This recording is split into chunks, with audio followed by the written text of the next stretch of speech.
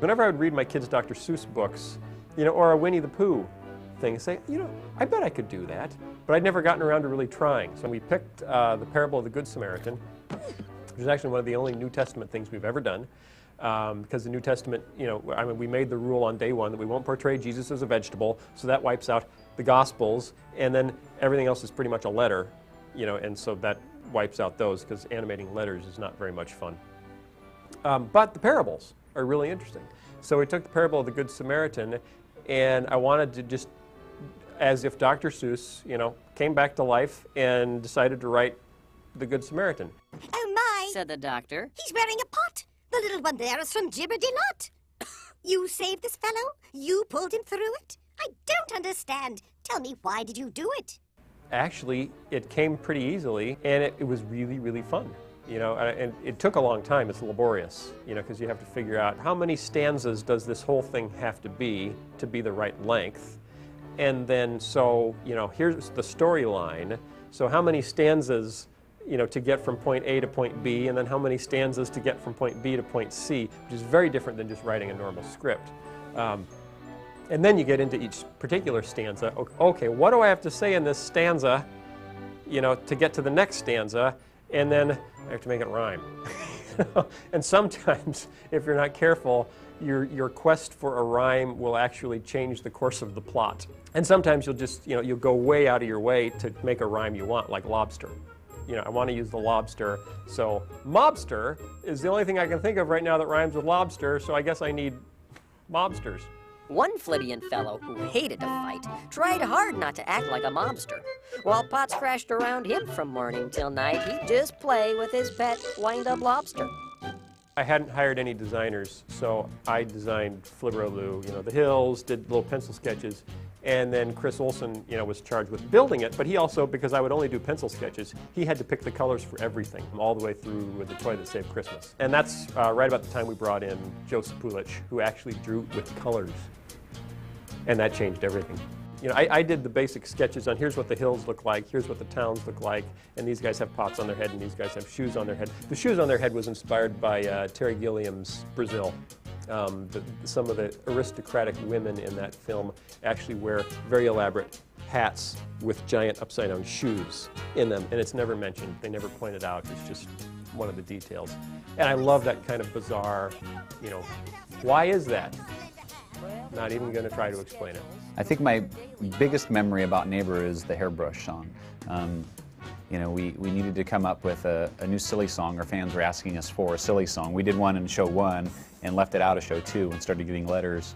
Where's the silly song? And my first thought was, I never promised you a silly song in every video. Who said we were going to do that? But we thought about it, thought, okay, yeah, that was pretty funny, so let's do another silly song. I loved writing sort of farcical music.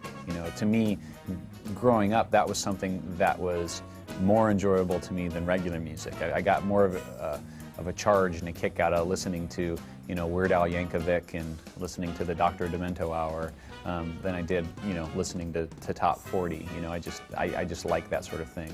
And I said, Mike, see if you can come up with something. We need another silly song. And I said, sure, I can, probably do that. And so he came back with the Hairbrush song, which is, for many people, the classic signature silly song. Oh, where is my hairbrush? Oh, where is my hairbrush? Oh, where, oh, where, oh, where, oh, where, oh, where, oh, where, oh, where, oh, where, oh, where is my hairbrush? Mike's original idea was, oh, where is my razor?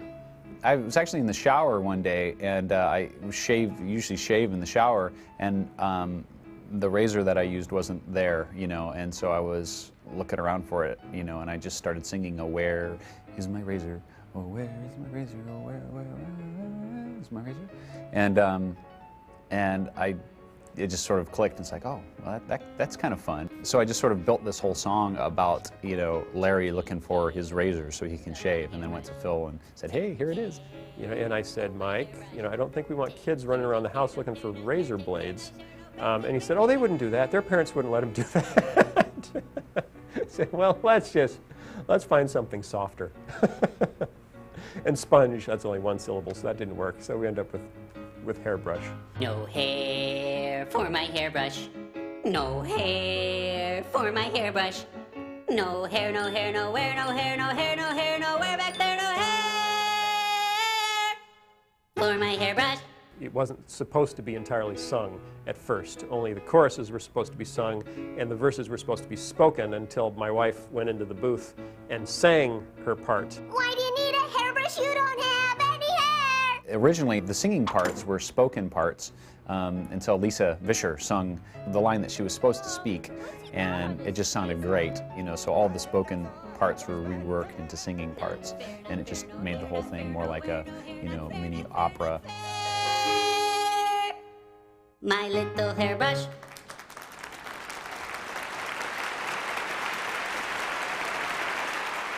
I remember that day, that fateful trip. It started from that tropic port aboard our tiny ship. And then after we had spoofed Gilligan's Island, you know, I immediately turned to what's the next, you know, big, epic childhood rerun memory that I have, which was Star Trek. Parroting something as broad and big and you know, obvious as Star Trek is it's almost too easy. There it is, the USS Apple Pies. And that, of course, created Scooter, you know, the carrot, to play the role of Scotty. Oh, Captain, you've returned! It was fun to jump in way back at the beginning because this was show 3 with the spoofs. Boy, back then we hadn't really scored anything at all. Phil as a director wasn't used to that. I as a writer hadn't scored much yet. So it was a little bit of a stretch to start bringing in those elements of creating a mood, especially in Flibberoloo as we're in a different location that's apart from the veggie, you know, tabletop and those sorts of elements. I'm Jimmy Gord. I'm Jerry Gord. We're the new guys. There are many different inspirations for voices. In this case, we both worked for a fellow previously who had a very kind of a uptight way of talking. And so we would both just, you know, kind of mimic him. And so we decided for these two characters to both do our versions of mimicking this guy. You know, sometimes I think I could eat a whole bus. Yeah, well, sometimes I think I could eat a whole spaceship. The voices themselves sort of grew over time, but when they first appeared, you know, they were very sort of limited and choppy. And then over time, as we did them more, Jimmy just got broader, and Jerry kind of got more nasal and more, you know, limited to this little space. And Jimmy got a little more flamboyant, and a little more up and down. Like that, he's a little more cartoonish. But they started out as our attempts to parody the same guy, our former boss, who will remain nameless. The Muffin Man, the Muffin Man, do you know the Muffin Man? He lives on... It's really funny how those guys came about. You know, Phil and I had done, you know, Bob and Larry as a pair before, and now along comes Jimmy and Jerry, and later we'd see Jean-Claude and Philippe. So it was always kind of fun to do those, you know, brother or paired voices with Phil, because we could just get in the booth and play off each other, you know, which worked really well. Mais oui, Jean-Claude, mais oui. You know, it was really delightful. I just loved it. You know, loved writing it, loved seeing it come to life, the way that verse, you know, will bring a rhythm to a film, you know, is really, really fun. And it was time consuming, so I didn't try it again, you know, for quite a while until we got to A Snoodle's Tale. It was, you know, like 5 years later, 6 years later, but it was a lot of fun.